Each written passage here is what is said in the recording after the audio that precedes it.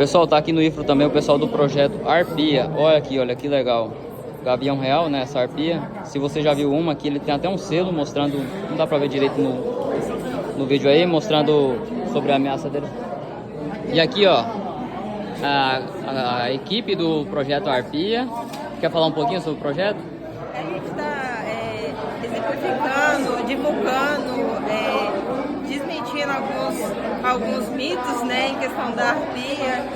Aqui tem alguns vestígios dela, dos ninhos catalogados, né? Olha que legal, pessoal. Isso é um trabalho de educação ambiental, porque muitas vezes as pessoas não sabem, acham que tem mito, né, que ela come bezerro, ataca, enfim. Criança, tem toda essa questão aí. Mas é um animal que ele é muito lindo e está ameaçado de extinção, então tem que proteger, ó. É a maior ave das Américas ali, a envergadura dela, ó.